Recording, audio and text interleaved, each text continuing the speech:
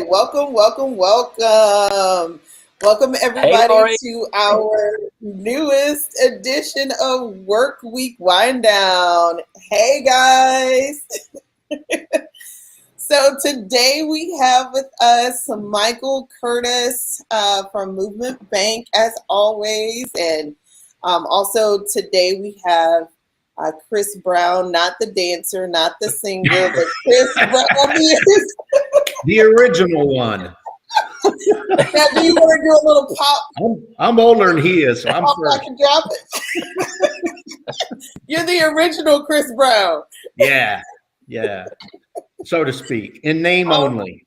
Right.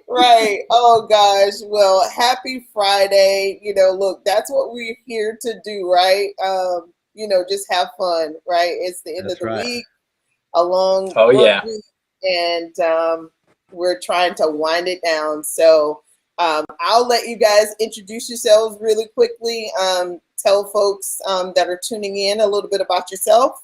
I will have our contact information rolling at the bottom throughout the stream. So if you guys have any questions, need any advice from us, or would like to reach out to us, you'll have access to our contact down below. But I'll go ahead and I won't say we'll save the best for last, because I don't want to say that one is better than the other. So whoever wants to introduce themselves first, you can go. Go ahead, Michael. I'll give you the honor. Then, so I'll be the best. Oh, man. All right, Kris. So you're up. Oh, I'm going first. Okay. Yeah. All right. Well, hello everybody, and my name is Kris Brown. I'm the owner of 5 Star Home Inspections. Been in the business for about 12 years. Prior to that, I had a very lengthy career in the home building business, over 30 years. We are a multi-inspector firm based out of the Lake Norman area. We cover about 75, 80 miles distance from Center City, Charlotte, going everywhere. South Carolina, as far north as the other side of Statesville. We drift out to not quite to Asheville, but Hickory and on past that area. And then as far as east goes, we run out Albemarle, down the other side of Monroe, that geographical location. So we also just started opening up services in the Triad area, which would be Greensboro, Winston-Salem, High Point. We just started marketing up there, and we're gaining some ground and getting some position going. So we have 7 total team members. They have 5 home inspectors, a full-time marketing coordinator, full-time scheduling coordinator. So with being an owner of a home inspection business, when I first started, our whole entire focus is to provide service that shines above the rest. That's our mission statement. That's our tagline. I'm a firm believer in, it's not so much what you do, but how you do it that makes the difference. And that's what we feel that separates 5 Star Home Inspections out from a lot of our competitors. Because we are bound to do the same things as far as the standards of practice and how you perform a home inspection, but it's all the little things that's packaged together as far as how we do it, and the other things that we have in place to provide that quality service that makes the difference, and that's what we're all about. Love it. Well, thanks so much. Thanks so much. Well, thanks to all of our viewers. Thanks for plugging in and winding down with us today. This with Movement Bank. I exist to love and value people through whether they're purchasing an investment property, and also homeowners at refinancing as well. I'm also a veteran, so I love helping fellow veterans financing needs when it comes to the biggest thing that they can purchase, which is real estate, either through creating an investment vehicle to build passive income. So again, any questions with that? I know Lori already said it. Our contact information will be scrolling through. All right. Well, awesome. Awesome. And for everyone that is new to the work week wind down, have not had the pleasure of working with me or know me, I am Lori Randolph with GLAM Realty, powered by Costello Real Estate and Investments here in Charlotte, North Carolina. I am a licensed realtor. 2 syllables, not 3. I like to have fun. Tour. Right, not real tour. It's realtor. Okay. I am licensed in both North Carolina and South Carolina. I work with investors. I work with homeowners looking to sell their homes, but I also have a sweet spot for my first-time home buyers. So if you guys are looking for someone that is trustworthy, someone that is going to have your back, that's going to be an advocate for you, I'm your girl. So give me a call. I trust Hey, you. Lori, a tangent. I got a question to ask you. Sure. What's the difference between a realtor and a real estate agent? That's a good question. I'm just saying. So I will try to sum it up. I am long-winded, but I will try to summarize this. A realtor is someone that has taken an oath of ethics, right? This is someone that is going to not scam you, that's not going to focus primarily on the bottom dollar. They are going to make sure that they are protecting their client and the interests of their clients. It is a step further than just getting your license as a real estate agent. So just keep that in mind. That's good. So yeah. That's good. A higher level. It is. It really is. It really is. It's like, having well, I don't want to go there. I was going to give a bad example.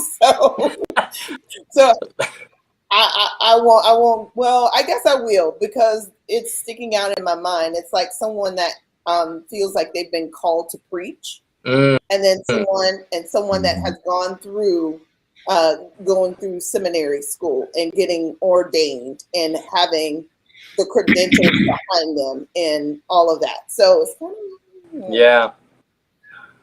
So yeah, that would be my analogy to that. So, but thanks for the question, Michael. I appreciate that.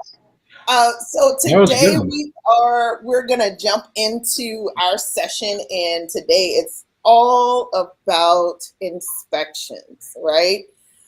So let me go ahead, and I want to make sure that we are getting the contact information going down below. But what I want to do, I want to start out by asking Kris, tell me, what is your opinion on why you think it's wise for our sellers to get an inspection before listing their home, even though 9 times out of 10, the buyer is going to have their own independent inspection conducted. Well, we talked about this the other day. There is data out there on the nationwide level that pretty much is a proven fact that sellers that pre-inspect their home and have all of the information and the knowledge of the exact condition of that home will tend to actually sell on the average of 1.5% to 2% more than comparable homes that do not do that. And the reason for that is because when you're the seller, you have to choose what side you want to be on. Do you want to be on offense or do you want to be on defense? Okay. So when you don't get a pre-listing inspection, you're automatically putting yourself in a defensive position. Okay. You are going to have to defend repairs. You're going to have to defend monetary requests. Okay. It puts you in a very difficult negotiating position because all of the information that comes in from the buyer inspection could potentially be and will, not every single item, but obviously the major issues that come up will be used against you in some fashion or another. Either they're going to ask for the repair and you're going to put money out for that, obviously, if you agree to do it. In today's market right now, it's mostly monetary. They want you to reduce the price of the house to compensate for this, that, and everything else. So it constantly, no matter how it works out, it puts you in a defensive position. Okay. If you get the house pre-inspected and you have this knowledge of these issues before that house ever hits the market, okay, it puts you more in an offensive position for a couple of reasons. One is you already have common knowledge of these problems or things, and then that gives you the choice of whether you want to fix it, to eliminate it before it becomes back to you on a buyer inspection. It also gives you more time to seek out qualified contractors and get bids that will eventually save you money. Because the flip side of that is when you don't do it and you're on defense, the clock is ticking. You don't have any time whatsoever. House goes under contract, gets inspected, the information comes in, and all of this has to happen typically within 45 days on the average, sometimes even quicker than that. Sometimes a little bit longer.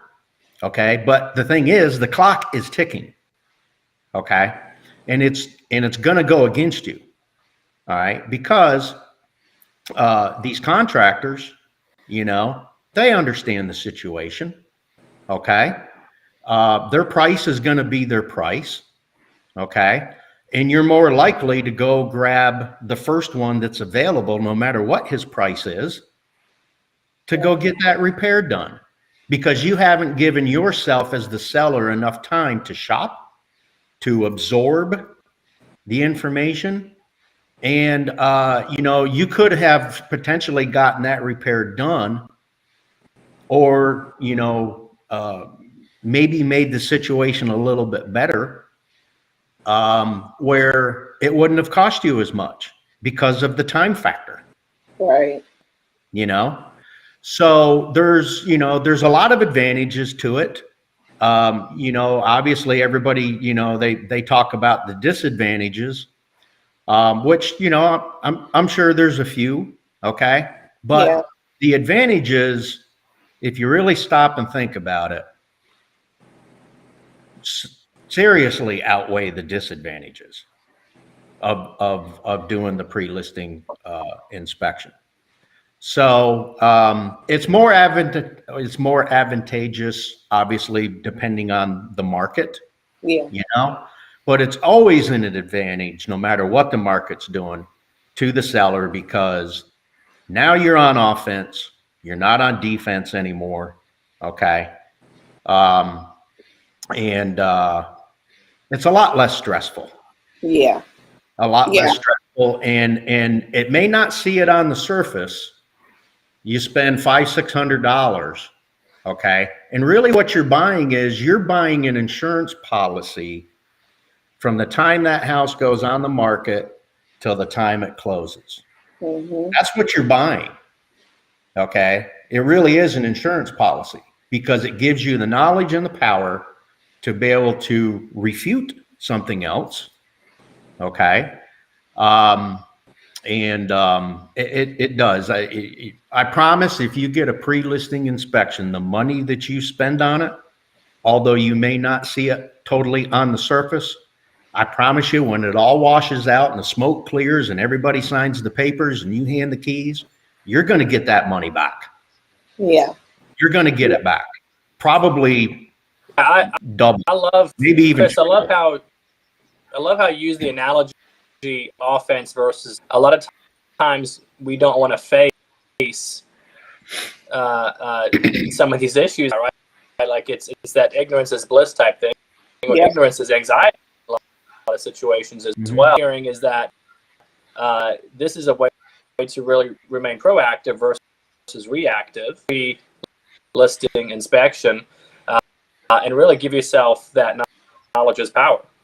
Yeah. You and your listing agent will be able to work together with the hood of that house, as it were. Yeah. So, well, it gives you a lot good. of, yeah, I mean, it gives you an extreme advantage because you could say, okay, well, we have the house pre-listed, you know, we found a dozen things, okay, and you get prices on all of that, okay, and you say, okay, well, it's $10,000 to fix all of this stuff.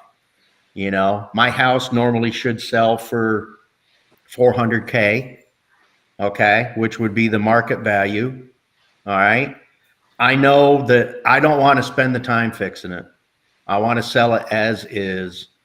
Bing, bang, boom, full disclosure. Everything is on the table, and you just get the buyer to come in and say, look, we had this pre-listed, inspected.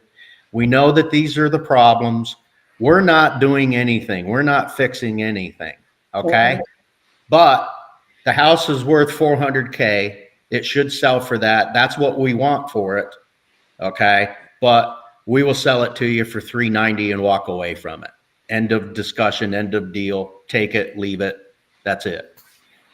Right. Yeah. And just to piggyback on that note of if you do have a seller that is, you know, they may not have any cash on hand and they may say, oh, well, I don't have the money to do the repairs prior to the closing happening. Right. Just know that, you know, you have the option to do an as is, and you have the option to do the credit, you know, on, you know, provide a credit to the buyer or reduce the purchase price, right? But once you have that inspection, once you have that inspection report in your hand, those items on there, they become material facts. And that's right. The language for real estate, if you're working with a realtor or a real estate agent, material fact is basically, hey, you can't cover this up. If you know about it, you have to disclose it, right? And there really shouldn't be anything wrong with that because, you know, you want to find out now or you want to find out later. You're going to find out. You're going to find out. Do you want to protect yourself now by full disclosure, or do you want to sell a property and then have the potential risk of a buyer coming back after you because you didn't disclose something? Correct. How do you want it? Because it will happen. Here again. Do you want to be on offense or do you want to be on defense? Absolutely. Absolutely. And the buyer could come after not only the homeowner, but also the agent as well. So yeah, I mean, so the seller pays for the home inspection or what have you, yeah, I mean, look, it's insurance for everybody involved. It really is. All four, buyer, agent, listing agent, buyer, seller, all four. It's insurance for all four. Yeah. Absolutely. And obviously, things are expensive to fix. Okay. Everything is expensive. It doesn't matter. I mean, you replace an HVAC system, you could be looking at, $8, $10, $12, $15,000. Yeah. That's just one component of the entire house. Okay. Now let's say you've got problems with the crawl space. Okay. or you've got structural issues, or you've got, we're not talking about the little things, a door that doesn't work right, or a window or caulking or stuff like that. That's nickel and dime. Right. And those cost money to get fixed too. But in reality, compared to, some of the other major components, and the thing is let's say, okay, you don't have the financial capability to pull $20,000 out of your pocket to do the repairs. So you're going to lean on the equity that you have in your house to cover the cost of those. Right. Okay. I promise you, if you don't get a pre-listing inspection, the equity that you thought you were going to get when it was all done is going to be way less. Yeah. It's going to be less because you put yourself on defense. Yeah. Okay. So Michael, share from the perspective of on the lending side of things, when a homeowner is faced with receiving, an inspection report from the buyer, and there are some things that they want to have repaired. The homeowner is saying, hey, I don't have the money to come out of pocket right now, but I'll give you a concession. Obviously, that would need to go into an amendment for the contract. From your perspective, how should the amendment be written to prevent any red flags from, from the pre-approval or the final approval process? It's the way I like to describe it is you've got two things really happening at this, multiple, not just two. You've got multiple things happening all at the same time. You have a lending process happening, because 9 out of 10 times a home buyer, the purchase of the home, or at least the bulk of the home. You have a homeowner's insurance inspector. So there's multiple things happening. And so what I'm talking to you about with Kris is really what I consider to be within the real estate sphere, right? So that should appropriately be communicated and negotiated between the list and the listing realtor, while with the buyers and the buyer's realtor. Now, what I've seen on my side is, exactly what you just described. There's that may need to be repaired, and it could. I know, like Kris said, we've been usually just the 1%. There's usually a little, maybe my wall from where the dartboard was at, or there's a spill on the carpet or stuff, but it adds up. It adds up, like Kris is saying as well. So, all these little things, from kids in the house, and puppy in the house, it's going to get tore up, and so stuff. And obviously, in this instance, if we're in that spot where we see repair, we need some paint over here. We need some drywall repair over here. Doesn't need to know all that. The lending side, what they're most need to, okay, what is the value of this asset? Because the bank, the lending institution, they care about that. This person is buying, that they are going into an agreement with to finance this home, able to be at the value of it's being purchased at. Because that's a whole nother can of worms that we can talk about in another call, on another live stream. Kind of circle back around, the way it should be written is that, if I can't repair the carpet, I can't get 4 or 5 different specialists. Well, a common agreement between buyers and provide you with a concession. It could be $1,000, $1,500, whatever the is to interested parties. All we need to know is what that is. If there's, and that can happen pretty much at any point during the loan process. I know Kris was mentioning, on average, the process of signing a contract to closing is typically, days, could be a little bit more, could be a little bit less. And so at any point during that time, that be changed. And so once you sign the contract, it doesn't mean that nothing can change. There is flexibility there. And so going back to what Lori's saying, what we would do is simply stating what that value amount is. That would be the credit from the $1,000, $1,500, whatever it is, to the buyer.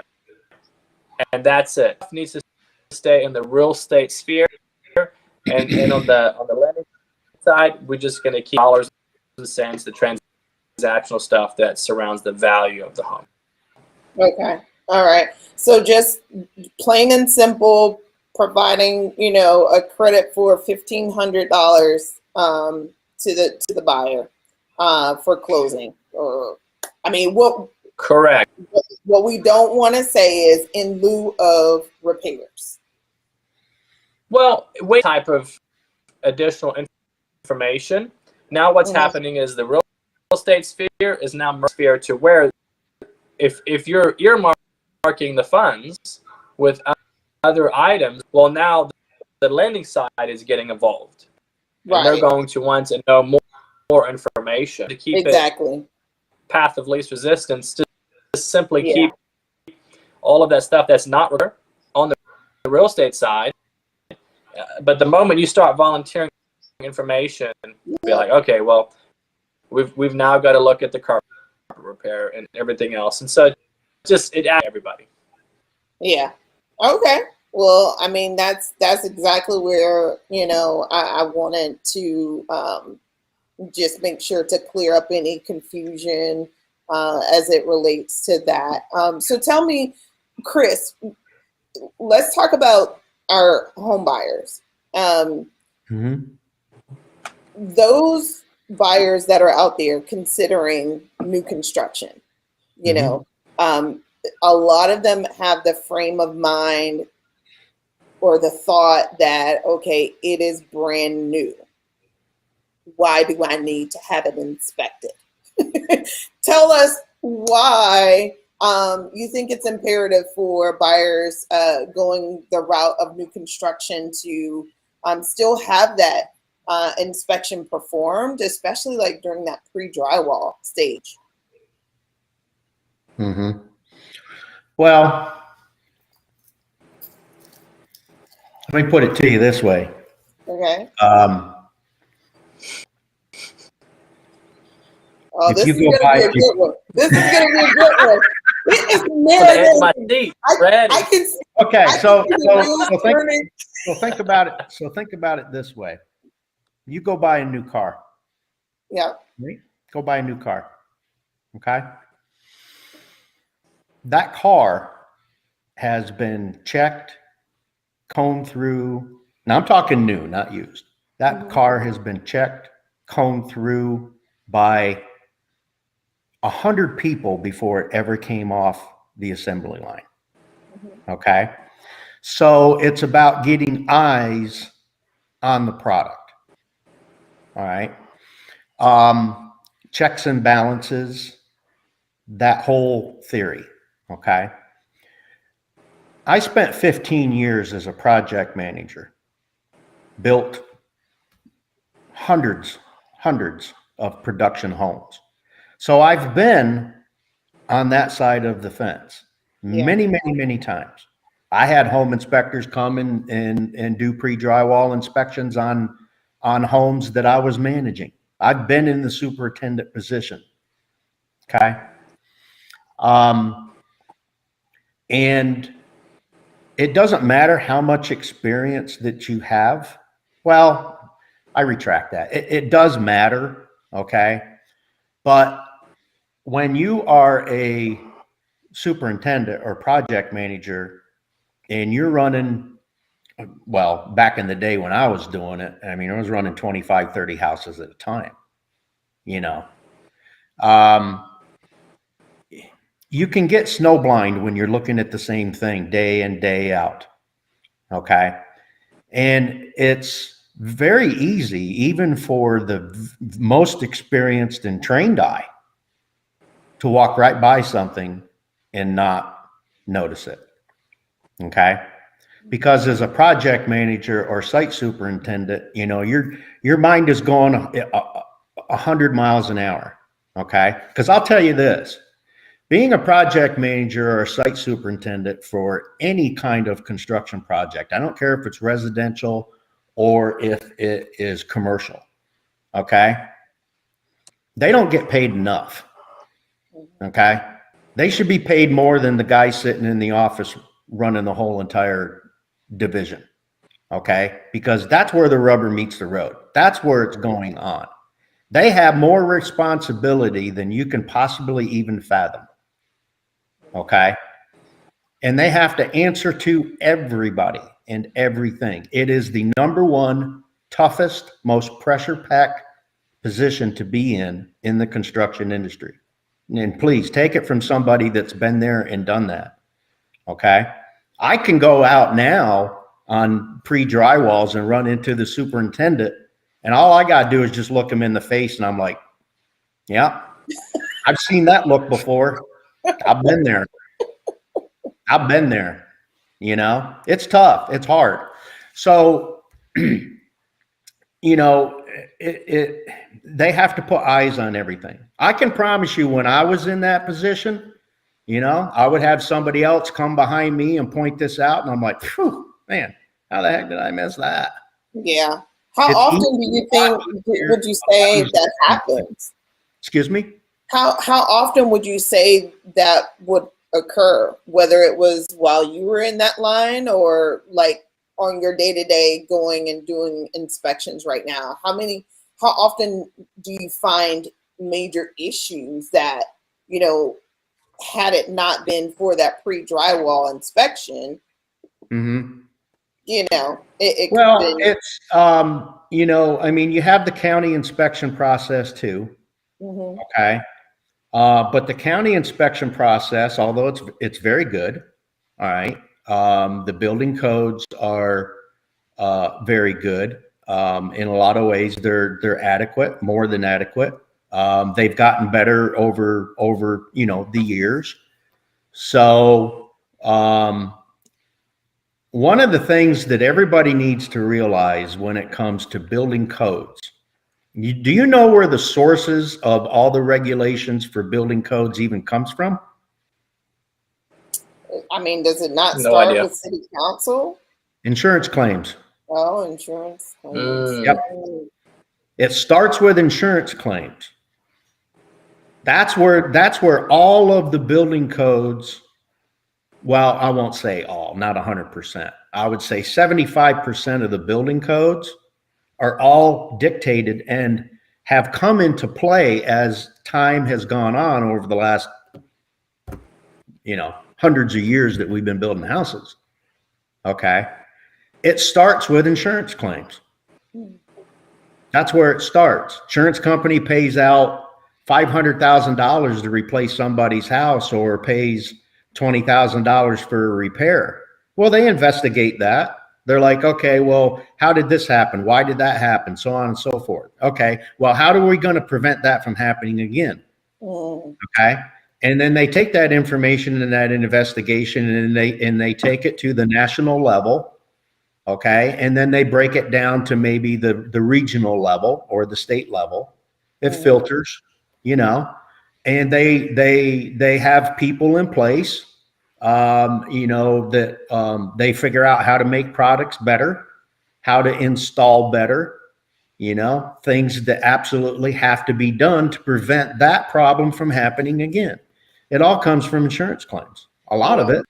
You know, the rest of it comes from architectural design, structural engineers, and you know, some other, you know, factors, product installation, manufacturer's instructions, you know, all of these things. But 75% may be a little bit strong, but I'll stand at 50 for sure. Yeah. You know, that it comes from insurance claims.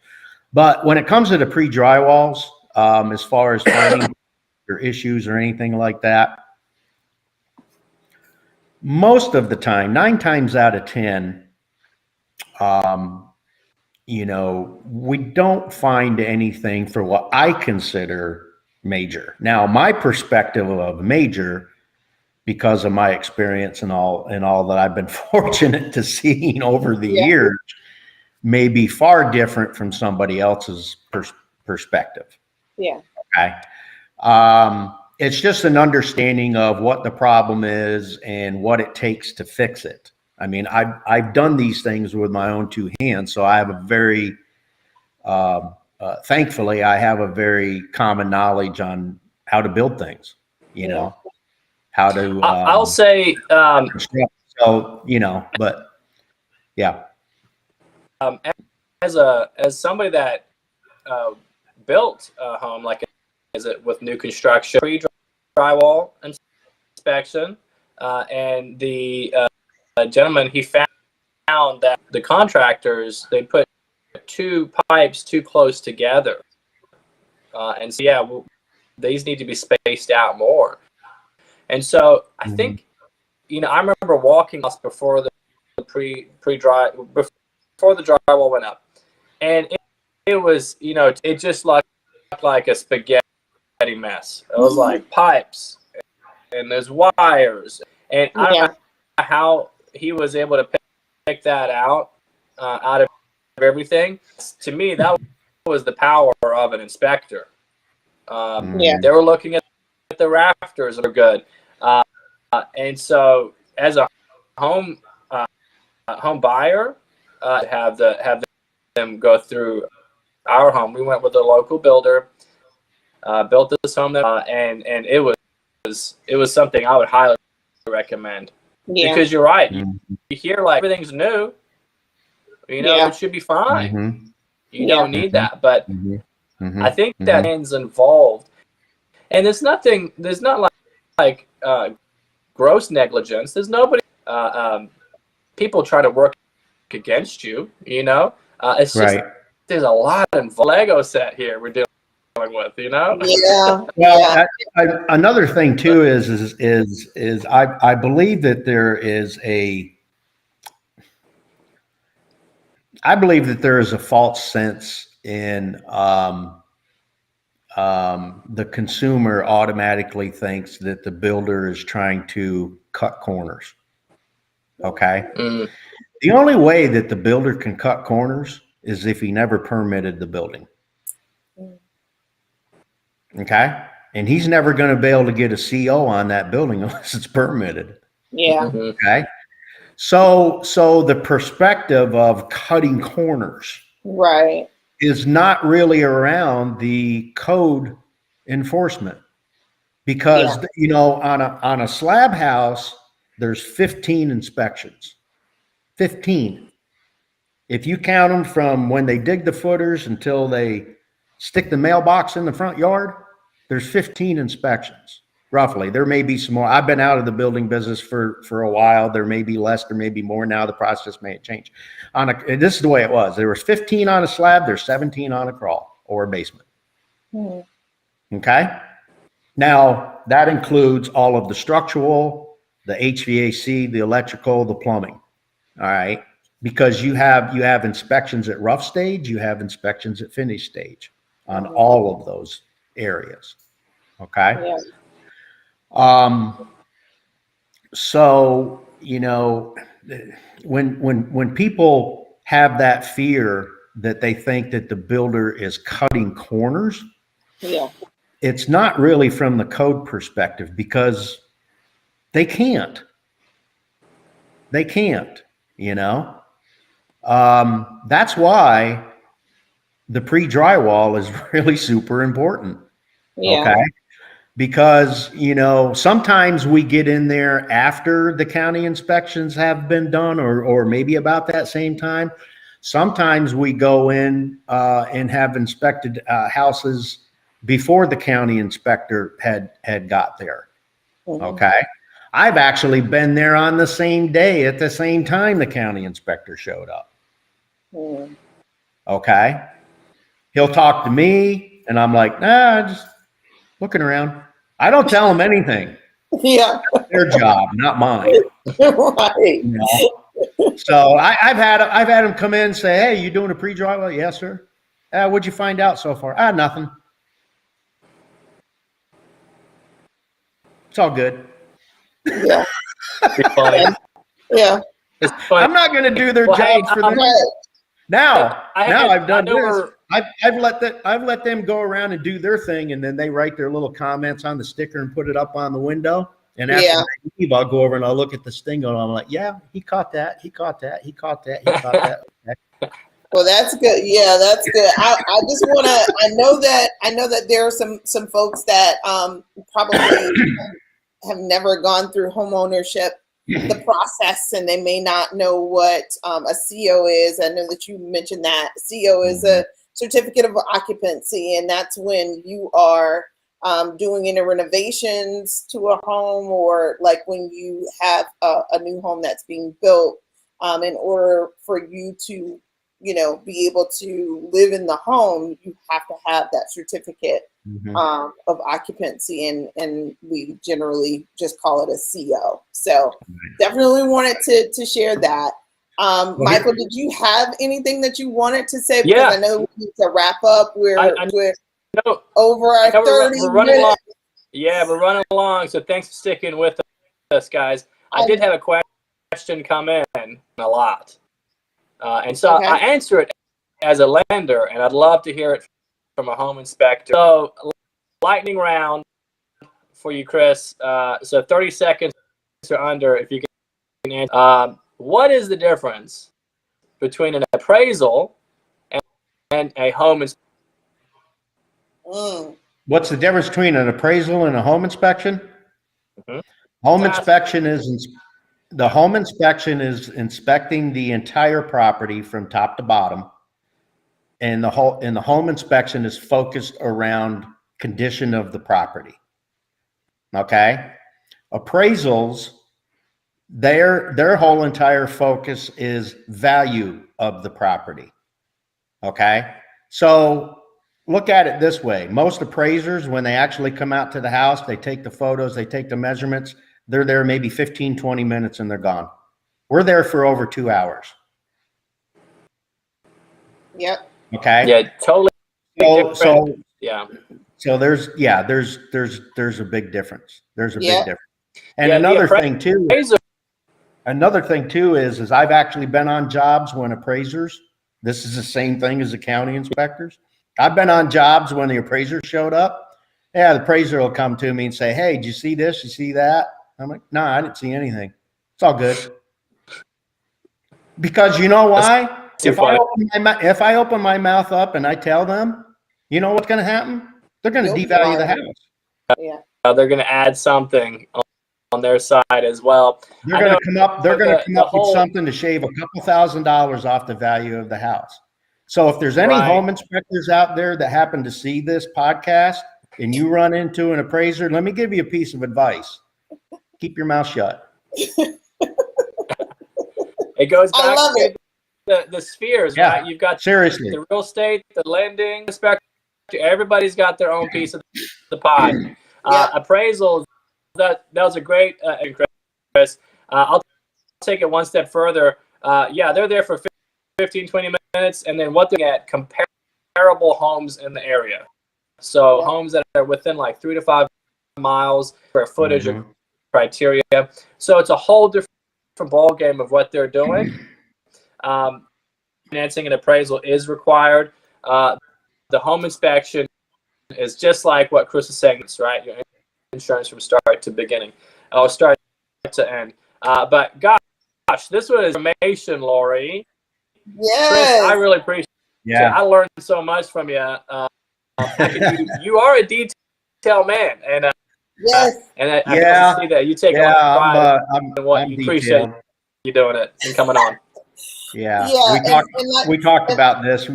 There's 3 people on this screen that are very passionate about what they do, and details count. It plays a role. So I want to thank Lori and obviously you, Michael, for letting me come in and do all this stuff. This was a lot of fun. I want to do it again. So absolutely. Listen, we can only cover like two real questions. So I know that there's tons more that we can cover, but we'll have to do it like in increments. When we talked, I told you this was going to happen. When we talked on the phone yesterday, I said, Lori, I said, I'm telling you right now, I know you. Of course, I just met Michael, and I know myself. And I'm like, nah, we're just going to get through one, and that's probably going to be about it. I know, because everyone that knows me, they're like, Lori, you're long-winded. Can you just like give me the bite size, like bullet point? Well, that's what I need, bullet point. Well, here's the thing is that I, as a home inspector, I mean, obviously, or an owner of a home inspection business, I mean, I go out and I do a lot of marketing, and I get put in a position multiple times where I'll walk into a room with 25, 30 agents and I've got 2 minutes, or I got maybe 5 minutes to convince them to pick up the phone and call us for our service. That's hard. It's almost impossible. It's almost impossible. So, all of these things that we talk about, even though it's only maybe one subject, the details and the experience, to me, outweighs the quickness of boiling it down. Yeah. Because it's like, do you want to have, it's like reading a book. You want to read just 2 pages of the chapter, or do you want to read the whole chapter? Yeah. 7-second reels on Instagram, Kris. So they're going for the bite size too. Right. Right. No, I've been listen. Seriousness, this was good. This is really And I'm gonna tell you, every time I try to do a short or reel, anything like with the little short amount of time, like I'm always having to like re-record because I run out of time. It stops them. It's hard. It's so tough. It's so tough. No doubt about it. It really is. That's why TV shows are at least a half an hour, sometimes an hour. Yeah. Yeah. Oh my gosh. Well, I've had a blast today. Thank you guys so much for joining me and being able to provide just not a few minutes or so of winding down for our viewers, but we're able to bring them some valuable content, right? This is stuff that they can use. And even if it's not for them personally, anyone that they know that is in the market of potentially selling a home or purchasing a home, they can share this information with them. So again, thank you guys so much. Any parting thoughts or tips or anything? I do want to let everyone know that Festival in the Park, it starts tomorrow. So it's going to be from tomorrow until Sunday. I always try to think of family oriented things that my viewers can check out here in the Charlotte area, but that's going to be at Freedom Park down in the Dilworth area. Go have a good time. If the weather's anything like it is today, it's going to be a fantastic time that you have out there. Thank God for fall. I know. Ready for it. Ready for I'm more of a cold weather creature than I am a warm weather creature. Yeah. This is my kind of weather. This is my time of year. I love the fall. So I was born in the fall. So there you go. I like it. I like it. This is me. I just get tired of the heat. I just get worn out, tired of it. And I'm just like, man, I can't even go outside and breathe. And I'm an outdoorsy guy, I like the transitional periods. I have sweated gallons over my career. Oh Lord. I can believe that. I'm tired of it. I'm tired of doing it, so yeah, I just don't like that feeling anymore, even though it always happens. But anyways,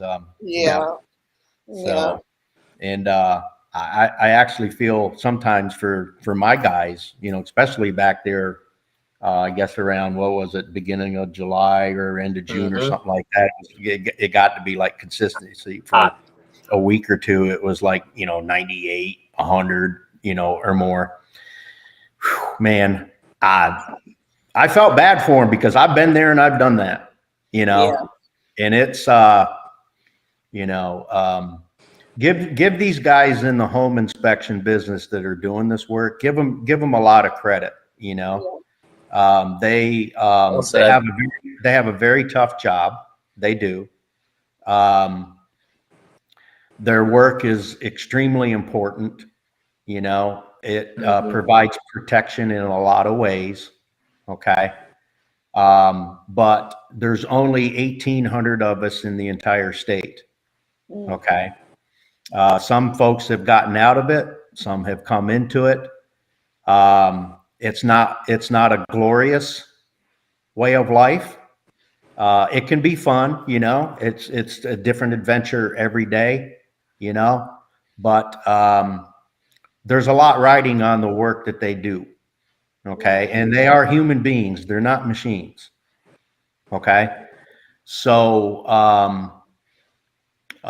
you know, give these guys credit for providing the service that they do, because it's not as easy as it looks. Yeah. We'll definitely do that. Thanks for that. Yeah. Thanks for that. Michael, anything from you? Any tips or parting thoughts? No, I think it's just important to be learning. So thank you to our viewers for plugging in. Reach out to each one of them about any step in the process, really. Lori is a great connector, connecting Kris and I together. And so, yeah, any questions there are, let us know. And otherwise, Friday and weekend. Yeah. All right. Well, thank you guys so much. I appreciate it. All right. Have a great weekend. All right. Thank you. Thank you. Thank you, Michael. Thank you. Bye. Bye-bye.